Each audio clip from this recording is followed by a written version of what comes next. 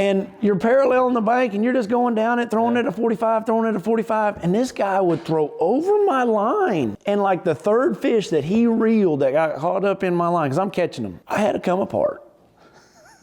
And the guy said, well, if I can't throw up there, you just take me back to the dock. I said, buddy, it's 70 miles that way. You just take off walking. Yeah. And it's all swamp.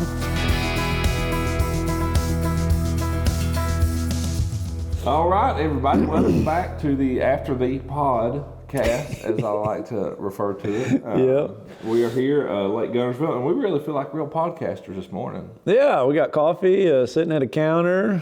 Cheers. Yeah. Yep. I'm about out, but... Yeah, I'm running pretty low, too, and with my coffee maker up, because we're getting ready to leave out here today. But yeah, so this is we're here at Lake Guntersville. This is Red Crest. Big glaring thing. You might notice we're missing somebody. We are. Yeah. The other dude is here that he doesn't like it when we're close to him. Yeah, he wouldn't sit in the middle. No, definitely not. Andrew not here this week, so we miss having our big buddy Drew around. We've still had laughs, but not as many laughs, I would say. Oh yeah, it's always entertaining. I mean, there's no ifs, ands, or buts about it. Yeah. And that's where we're staying at. Last time we were here, of course we were all here, and the people cooked for us one night then, and they said, where's the other guy? He's a big cut up. Yeah. That describes him well. Yeah. That's a the cut up. But no, Red Crest, this is our championship. Get this, once a year, get a chance at this. And always a neat event. We've both had some good Red Crest. You've had the best one and the first one. Mm-hmm. But Red Crest for me, I look back at all the classics I fished 8 of them. I honestly never had a bad one. I've had some bad Red Crest. I've had some okay ones. In your defense, it's an event that you fished completely different. Like especially in the 5 fish days, you tried everything you could to win the event, and so. Maybe you went out on a limb thinking it was going to really pay off, and something changed. So it's just how you, just how you fish them. Yeah, no, it definitely is. But yeah, so start tomorrow. Today's our off day. We've had 3 days of practice. Start tomorrow, and we'll dive a little bit deeper into kind of what's going on right now here in a minute. But yeah, that's kind of where we're at. Yeah, cool lake. It's probably one of the most historic lakes I think we have in the country. I don't know how many events I fished here, but it's been a bunch. A bunch. I remember. I guess I won't keep you off topic, but there's a lot of stories here at Guntersville. Zell rolling. I'll never forget them. Oh yeah, and I've fished a couple FLWs. I fished a classic, fished an elite or 2 here, so I fished a number of events. Even fished a BFL or 2 way back in the day. Yeah. I mean, the first BFL I ever got a check-in was here. Wow. Actually, that's cool. About it, so. That's cool. But yeah, so what's our main topic for today? What are we jumping into? Main topic for today is co-anglers. We're going to talk about co-anglers. We have co-angler stories that we want to share with you, and I got to start mine off first. Like my all-time best friend, like one of my best friends ever in life, was a co-angler that I met at Toledo Bend. And he ended up traveling with me. He ended up being at my wedding. Like his name's Mike Williams. Those guys from Louisiana, they'll know Mikey. Like we just called him Mikey, and he fit right in with me, Matt, and Terry back in the day. He ended up buying a camper, and he was just a lot of fun, So I say all that because we had a lot of great relationships, and that's probably the biggest thing that I miss. Not having co-anglers was the people we met and the time you spent in the boat. Right. Unfortunately, there was a very small portion of those co-anglers is the reason why we don't have them anymore, and oh man, like I got a story here at Guntersville, and this guy wasn't bad. Like he was not doing anything wrong. Is your blood pressure elevating currently? No, the next story it will. Okay. But like this here at Guntersville, I'm in the back of Spring Creek, and man, I'm sight fishing in there, and I had a really good day the first day. And, most time your co-anglers leave you completely alone sight fishing. And, out the back and whatever. Yeah, because Guntersville is one of them lakes. You just make a 360-degree deal out the back with a wacky worm, you're going to catch all the fish you want to catch. Yeah. he was pretty content on throwing up in my direction. And the worst part about it was he was catching them. He was throwing a popper. And it's like I'd be fishing right here and just like 5 feet over, he'd throw. And it is no lie. Like the bass would be looking at my bait and he'd be down there on it. Then he'd pop it and that fish would go like this, you know? And then I'd get it all wound up and he'd make another cast and he'd pop it like anytime. And it was frustrating. But I can only imagine what you were doing. Yeah. That fish just turned and looking away from I just should have been throwing a popper, you know, instead of trying to sight fish because it was real cloudy that day. But probably one of the worst, and I'm not proud of it, but I was down at Bayou Black in Louisiana, and you got to run like 70-something miles to get to the fish to begin with. That's why we don't ever have tournaments there anymore, and that's a whole nother story down there because it was called a natural bayou. That was the name of it. Okay. And so what that means is the water flows. Yeah, so they can't put a gate across it. Well, when we went back there the next time, they put a gate across it but anyway, I'm way in the back of this thing. And you're paralleling the bank and you're just going down it, throwing it at 45, and this guy would throw over my line. Oh, yeah. And like the third fish that he reeled that got caught up in my line, because I'm catching them. But I mean, I'm not catching every one of them, and he can reach the other side. I had to come apart. And it was a bad enough come apart. Like I told him a couple times, but Jeff Crete was in a canal, I guess over not the hill, but couldn't see him, but he heard it.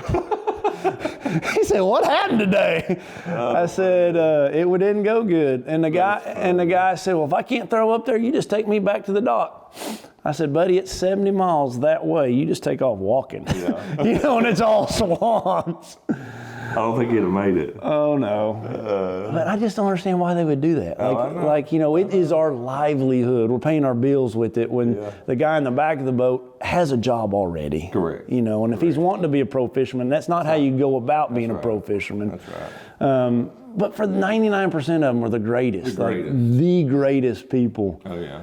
It's funny because I wasn't thinking about your travel buddy, Mikey. So one of my guy that I've become really good friends with is a similar deal.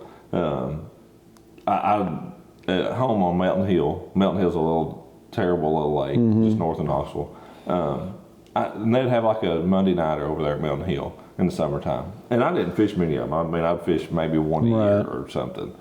Jenny and I'm like, "Hey, it's a Monday evening. Let's go over there and go fish."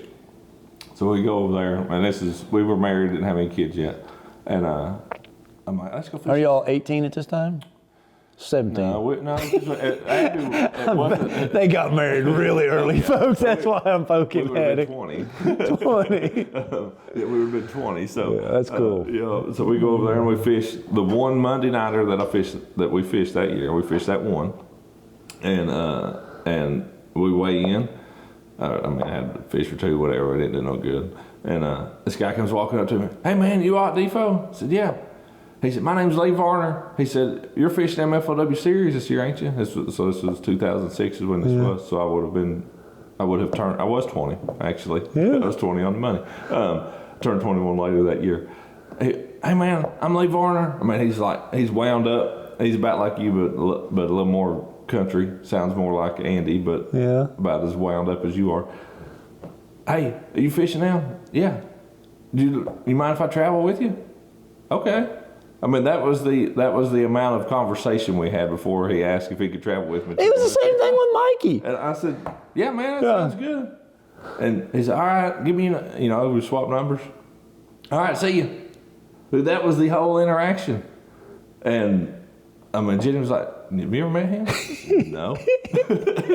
And so, I mean, a week before the next tournament, I'd kind of forgot about it, or 2 weeks before, guy calls me on the blue. "Hey man, it's Lee Varner. We going to Missouri?" I said, "Yeah, here's where we're staying." All right. So he became a travel buddy, fishing buddy. We fished a bunch of tournaments together. I think God brings people together because Mike, no doubt. Mike kept me like super calm. Like every now and then I was like, "Mike, let's put it in 4-wheel drive and focus here," because he would be because he always practiced with me. Right. And one particular time we're at the Ohio River. And we're below the Kentucky Dam. Okay. And I used to really pride myself on being able to catch a fish and nobody ever know it. Like one time here at Gunnersville, I'm literally like 50 yards from Alton Jones, and Mike's in the back of the boat then too, and we're in the back of Mill Creek on a little hump, and man, all this commotion, we're talking, and I catch a fish and I sit on him in my butt seat with Alton right there talking to him. He never knew. And I said, all right, Alton, we're gonna go. I get up, I start the engine, I turn it, and I let him go. No, you didn't. I promise. Like, Alton never knew it. Alton never knew it. And Mike's like, man, you get a Grammy Award, like the best actor ever. Well, at the Ohio River was after that. And I was like, look over there, Homer Humphrey's got a fish on. I can see it just flopping and jumping. And I mean, it's got to be 100 yards. Like, it's way over there. And Mike's like, that's my fish. I mean, he let all the line off his reel. Like, I wasn't paying attention. And his fish is way out there jumping. It's like, I've been trying to shake him off. I just didn't want to tell you. I was like, you might as well reel it in. Everybody in here knows you got a fish on, Mike. You yelled at him enough. Oh, yeah. We had so much fun together through the years. That's good. And that's, I mean, that first trip to Missouri with Lee, we'd get there, and Jenny flew in because she was pretty sure she was pregnant, and she had flew in and picked her up at the airport like the evening of the meeting, and Lee had drove himself out there, so he had his own car. And that's how I know he's a little bit like you, because he wanted to drive. He drove all the way to Missouri to make sure he had his own vehicle so he could leave whenever he wanted to leave. That was the controlledness part. Not control freak, just controlledness part of Lee Varner. But so we get in the car with him, we were riding with him. He was just driving us to the meet. And he does a U-turn in the middle of the road because he had to go back to Walmart and get a Tommy Hilfiger toboggan because it was cold because he forgot his. And we're riding his Tahoe with a bumper in it. And he said, man, I hope nobody's pregnant in here, having me driving like that. We were going, but at Walmart, Jenny bought a pregnancy test, found out she was pregnant with Abby. So it's just, life memories that you make. Yeah. One co-angler story for me here, that very first BFL I ever fished here, guy drew in that. I mean, I'm 16 or 17 fishing those BFLs back then. On the boater side. Oh, yeah. And I think I'd been 17. And I'd found a few fish, cranking bridges and stuff, whatever, and I had a couple places where I'd caught some on a trap. And he said, man, I've got a couple places, we'll stop, if we're around them or something, if you don't mind. I said, yeah, absolutely. And I'd fished like 3 BFLs or something before this. But you could tell, I mean, you got a pretty good feel throughout the day if a guy knew anything at all about fishing or not. And there was a place up the lake, I could take you back to right now. And he was like, yeah, this little rounded point here, we catch somewhere. And I actually caught one off of a co-angler stop there. But my worst co-angler story, going back to the worst one, kind of very similar to what you were talking about. This was on Lake Norman, FLW. I was 7, 8, 9, somewhere in that range. My worst one ever for sure. But justice was served in it. So like, I didn't have the come apart that I could have had. Was right. That close to having. So it's a bed fishing deal. It's early April, middle of April, whatever. And I've got these fish waypoint. I know it's sitting here, blah blah blah, whatever. And I've already got a limit. And he's caught some fish, and I'm going along, and I'll see a fish on the bed, and I'll stop. And this is before power poles or anything. And I'll fish and fish. And this is again, it's up in the morning, it's 9 or 10 o'clock. And I'm fishing for this fish, and I've been fishing for it for probably 10 minutes. I'm throwing like almost dead nuts off the front of the boat. I'm fishing, I'm throwing a wacky worm, whatever, and I go to reel it in. Bloop. And I look at my reel, and I turn around and look back. Like, I don't know what to say, because if I open my mouth, I don't know what's going to come out. Yeah. And I'm just kind of dumbfounded, and I wait for a second. And I just take mine, I flip it back out there, and I'm like, what am I going to say to this dude? You're better than I am, because I don't think. I just say something. I'm like, dude, my blood is boiling. Yeah. But I'm like, and I'm jiggling my worm. And he goes, don't. I said, get the net. And I reel in, I catch it. Dude, I kid you not. 20, 30 minutes later, I go down through there, and I found another, and I'm fishing for it. And he gives me about 10 minutes. I mean, don't ever say nothing. It gets you let them warmed up. Yeah. About time they're ready to bite. And the bad thing, this was a dude who back then FLW had co-anglers on their teams. He's in a team jersey. Ooh. He's one of their team co-anglers. So he's got added pressure. right. Yeah. Right. He's a professional co-angler. That's a good way to put it. I used to get cards like that. It said professional co-angler. Professional co-angler, yeah. 10 minutes, I'm out fishing for it. I'm reeling in to make another cast. Yeah, bloop. I kind of wait. I'm like, man, how am I? Don't. Get the net. It happened 2 or 3 times exactly that way. His first cast in there, I throw back and catch it. Wow. That's the only thing I ever said to him was get the net. Yeah. And I thank God that was exactly the way that it worked out, because I don't know what I would have done, truthfully. Yeah. I really don't. Wow. But yeah, that was definitely my worst one, but I feel like justice was served in it pretty good. So I didn't have to do much else. But yeah, co-anglers, I mean, it's because of those few bad ones. I have so many co-angler stories. It was so, I mean, it really was a few bad ones. Yeah, the very few. That, kind of messed with the whole deal. And just like that first one I talked about here, there were things that co-anglers positively affected the tournament for guys as well. And that honestly was part of it that we didn't like too, as a professional, because if you got drunk with a local, and he's like, man, tie this bait on, let's go over here. Yeah. There were a lot of major events won or guys made top 10. It affected the outcome. And positively and negatively for people. Yeah. So that was the problem with them overall. And I think we would agree we like it better the way. No, it is. It's just a shame because the relationships that were made, the friends that were made, you kind of lost those. Or those opportunities. Yeah. Even to, just like you professing your faith to somebody in a boat. You spend 8 hours in a boat, they know exactly what type of person you are. Exactly. You know. Yeah, no, you do, and you've got a chance to share with them. And that was something I always tried to take advantage of. Was to get to know that person and hopefully find out if they're a Christian. And absolutely. Yeah. No, that's a very good point. Very good point. All right. What's on our list there, buddy? Current event, weight guess. So we're at Guntersville. Yep. 1st of April. Yesterday. Today? Is today April Fool's? Yesterday. Yesterday was. We already missed it. We didn't play any jokes on each other. I know. I thought of it yesterday when I was out on the water. Yep. The best one I saw, though, real quick on that, there was a kid wanted to play a prank on the trash. The people come and pick up the trash, and they had all their bags out there, and he had one over. So the guy goes to pick it up. The kid, bah! The trash guys, that was a good one. That was really good, yeah. But yeah, early April, Guntersville,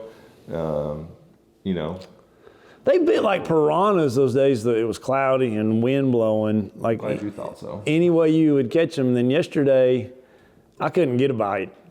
Couldn't hardly get a bite. So I'm a little nervous about the event, to be honest with you. And I didn't feel like they've bit like piranhas since I've been here. So. And then the other issue I have with my practice that's kind of out, but man, my forward-facing sonar, there's a lot of pollen, but it wasn't working the first 2 days. And then I got it working, but I thought it wasn't working because of the pollen. So I thought everybody couldn't see. It was just my unit was messed up. I just didn't have it set up right. So. And I worked on it, and now I got it finally working right. So it's all, it would be easy to predict this weight if it was a 5-fish deal. So easy. Yeah. You just 20, 22 pounds. You just put a number on it, With every fish counts and with forward-facing sonar and a 2-pound minimum, and what we saw happen at Conroe and Caney Creek, the one creek that had grass, well, you have every creek here has grass. They caught them by bunches in that creek all day long, out there forward-facing sonar. That's what scares me here.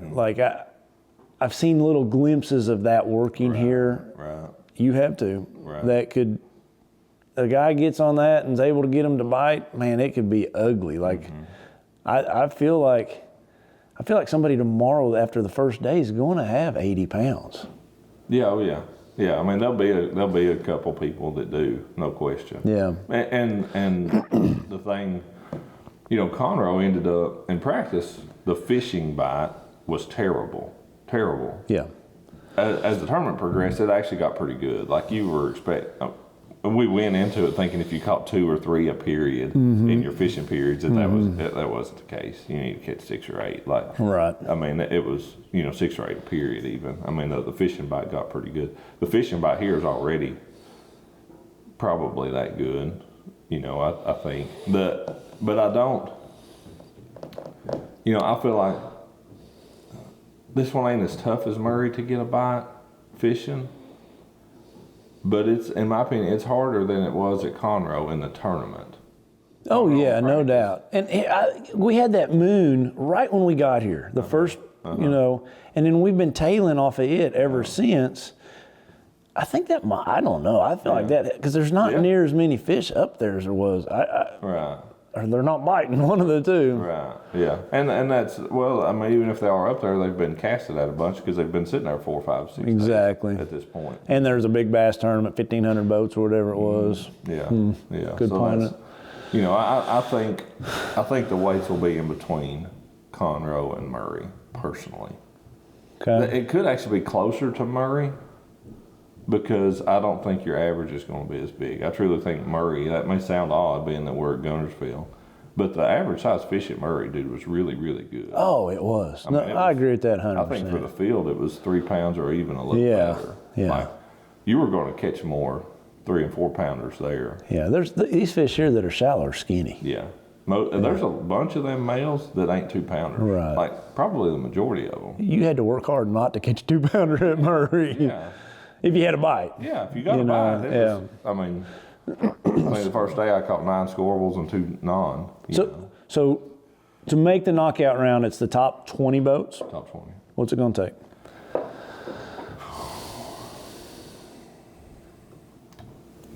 I'm going to say 14 fish times 2.5 pounds. 36 a day. Wow. Okay. 36 a day. I don't ever try to predict them. I don't ever know. I go try to catch all I can catch. So that's what I think. Okay. All I know is you got to shoot a number because then we got to what somebody's going to get. Yeah, because you guys got to guess too. Yeah. But you got to guess before this event starts. You guys got to guess tonight. Are they going to watch this tonight? They'll post it tonight. Okay, so they'll have to comment to be entered. They'll have to comment before 7:45 Central Time Thursday morning. Yep. And the closest weight will win a gift pack of my pecans. I was going to say nuts, but I thought a gift pack of my pecans. That'd be good. But you gotta like lay it out here. So is it a person guessing the cut weight? Is a person guessing the winning weight? Is it pounds, ounces? Well, if we do the winning weight, that would give it more. Let's give it winning weight on the. You can tell we really talk about this before we start. We're figuring it out right now. I'm trying to give them a longer time to get more guesses in. How about let's just do 2 gift bags? So you can do that one. I want some generous today. Well, yeah, I want somebody to have to guess. Okay. The winning weight. Who's going straight on to the championship? Okay, we'll do that one. So we'll do 2. To recap all this. Two prizes, 2 winners, might be the same person, I guess. Yeah. You have to guess the guy that gets to automatically qualify to the championship round, the weight. Okay. Pounds and ounces. It's going to be a 2-day wait of Thursday and Friday. The guy who has the highest weight, he gets to go directly over to Sunday. Yep. So write that down, have that in by 7:45 Friday morning. Central Time. Now, if you don't win that, you still have a chance to win another pack of great nuts. Yep. And you have to have that in by Saturday, 7:45. Okay. Is that right? Yep. Of the knockout weight. So Saturday, 20 people fish. The 9th place guy, what is he going to have? Yep. So I'm going to put my predictions out there. Saturday, the 9th place guy is going to have, 67 pounds. Oh, you're high, I think. I hope you're high. 46. Okay. And then my winning weight to go on to the next day, I'm throwing a wild number out there. 136. 142. Okay. All right. So what do we got? Do we have a bet on here? The loser has to wash the other one's truck and boat. Oh, that sucks. That's pretty good. That's a pretty good bet, though, ain't it? It's a good bet. Yeah. So what if I win one of those and you win the other one? We got to. Then we rock, paper, scissors. Tiebreaker. Rock, paper, scissors. Yeah, that's whatever. Paper, scissors, rock. But Best of three, but rock, paper, scissors. okay. Okay. So there y'all have it. That's what we're doing. Can you imagine if Andy was here? There's no chance. He'd call somebody up. Hey, come watch this truck and boat for me. Oh, yeah. He'd find a detailing service. Yeah. He'd pay somebody $100 to not have Yeah, he would. He would. All right. Now, next up, how about some questions? Some viewer questions. I think Taylor's got some. Getting kind of long in time. How much time we We got? got a bunch of work still to do, so. You got a couple? Yeah. All right. From Carragher 9674, how about routines? Are there things you do the same every day fishing that seem to mess up your day or make it feel off if you don't do? Routines we have every day, things that we do. This was on the Superstitions podcast question, so not really, not superstition, but routines that. Go ahead. Yeah, I do. Sometimes I'll get into a routine. I think like at Conroe, because of where we were going, we had to leave the house, drive over to pick up our guys. We weren't cooking breakfast there on tournament mornings because we had ate everything already. Right. And so my tournament morning routine consisted of I'd have my coffee, I'd take it with me, but I'd pull into McDonald's, get me a biscuit, loop around, and go pick up my boat official, and then we were good to go. And then the other thing that something that I do 80-90% of the time, I try to be very cognizant and do before I get the day started, like in the water with my official and cameraman if I have one, is I always try to pray before we take off. Just to, it's an opportunity for me to share a little bit. Right. But then that's something that I always try to do before I take off.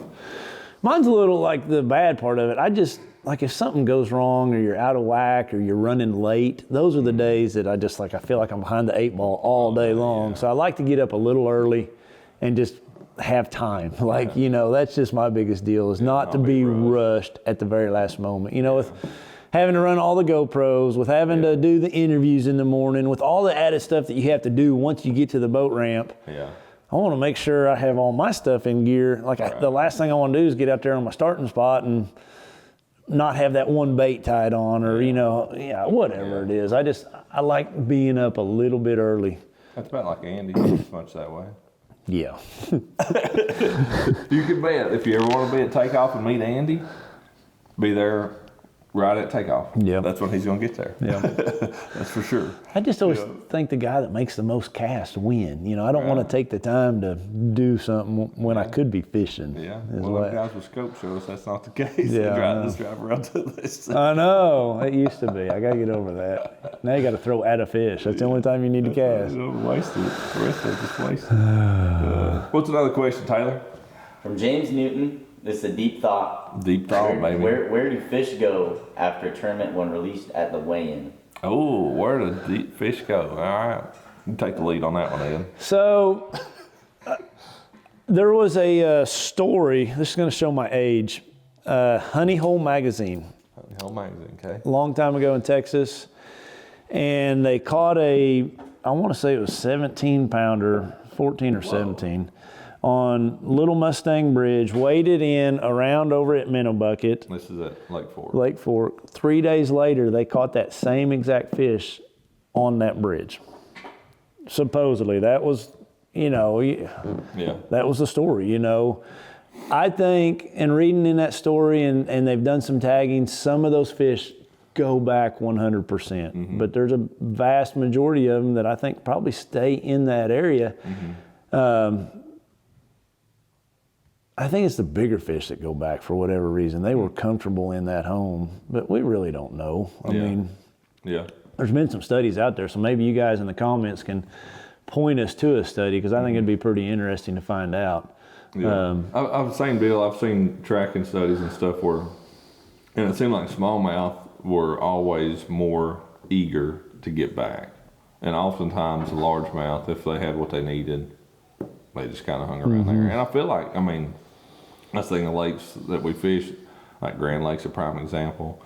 Like a lot of stuff at home, like Douglas and Cherokee, those, you'll see lakes that no doubt you need to fish pretty close to where most tournaments go out of. A lot of the year, especially once you get into the heat of tournament season after March or April, it's like, man, you probably don't want to get too far away from takeoff, because there's been so many tournaments already and so many fish hauled from other parts of the lake. And that's, I know you've done it and I've done it too back in our catch. Those fish seem to be like, the week after a tournament or the 2 weeks after a tournament. Like if you had let's say a big monster tournament, but then there was no other tournaments out of that area and you were trying to fish that area like 2 months later, those fish have dispersed. Yeah, absolutely. I think in a couple months, But it's if you keep having repetitive tournaments. Right, you're just catching the new ones that got released because they look like it. Yeah. Right. And that's, I think I like it at Cherokee at 25 Bridge. In the summertime, there'll be a tournament 3 days a week. Now, it might only be 10, 15, 20 boats, but it's still putting a lot of fish in that area. Fish right there multiple times. I like when we fished at Watts Bar and the BPT a few years back, there was a big tournament out of Kingston, which they don't have a lot of big tournaments there. And it depends on the ramp setup. Like that one is kind of up on a flat, away from the river a little bit. Dude, I busted. The very next day, they had a tournament on Saturday. I fished on Sunday, and I wrecked them right down the riprap right there at Kingston. Yeah, they stay really close to the first 24 hours. Yeah. And it is disperses. I agree with you 100%. We both have stories. And they bite. They're hungry. Oh, yeah. They're stuck in that live well. Yeah. I know having that aquarium at the house, you can feed a fish and feed a fish and feed a fish. They just don't ever stop eating. Like they like to eat. Yeah. They got food. They like something drops in front of them, they're going to eat. That's funny. Yeah. But all right. I guess the word of the week is more. I got it here. That's on it. I got it. So this is just one of those things that I just think keeps everything in perspective. It's the Bible verse that I love is Proverbs 16:3. Commit your works to the Lord and your plans will be established. Man, when I read that is the most comforting thing to me. The things you worry about, you watch the news, you watch whatever it is, a job or a sponsor or, man, just put God first. The way I interpret this, commit my works, put God first in all that I do, He's got everything else established. That's right. I mean, He knows the future. He knows, and I know my daughter and son, he's looking for a job, and I'm like, babe, it's going to be fine. God's got a place for him to end up to coach. He's a college coach. And it's all going to be good. I know looking back through my career, some of my hardest times or darkest or most worrisome times, man, they all worked out way better than I could have ever imagined. Yeah. But, just that's the verse that I just love. Just, staying committed to the Lord. Absolutely. No, that is. He does have a plan for us, and he tells us another verse, he has plans. He has plans for us, plans for our hope in the future. And that's, we realize that in that verse too, that our time and our work here on earth is only a little bitty fraction. Fraction. But no, it is. And it's important. I mean, God wants us to, He wants us to enjoy what we do, but at the same point in time, as long as it's committed for Him. Yeah. He'll be glorified. It's just a matter of what you put first in life. Yeah, absolutely. No doubt about it. So, great word. Thank you, Ed. Appreciate you guys watching. Yep. Fun doing these. So, man, we got to say it like all the YouTubers, got to smash that like button and be sure you're a subscriber. Leave a comment. We'll go through there and we will pick the winners. And be sure you subscribe. Don't be sus. Yeah. So we'll announce those winners. We've been working on our brain rot vocabulary. For you guys that don't know, the guy behind this camera is 20 years old. I have a son that's 16. He has a 13-year-old son, and there's all these new words that we're learning. Yeah. Sus, stop the cap, Riz, Yeah. Ohio. Show Matt. That was pretty Ohio right there. The guy left this for him. He's actually an Ohio State fan, but I think that's pretty Ohio. yeah. My practice yesterday was Ohio. Was it? Yeah. So we're learning this new vocabulary to talk to our kids. But hey, on the winter, we'll go through there. We'll reach out to you guys, and we will announce how you get those pecans, how we will get those pecans to you in the next podcast. So in case anybody tries to scam this deal, it won't cost you anything to get them. yeah. We're not contacting any of you guys, so you're not going to cost you a thing. Put your credit card in. We'll DM you and get your info that way. But it's not going to cost you anything. Yep. Yeah. Appreciate you guys following along. Yep. Thanks. It'll be a fun week. You guys follow along on over there at Major League Fishing too. Watch Redcrest. There'll be lots of cameras and see how it all goes. Hopefully, we got first and second right here. Hope so. Yep.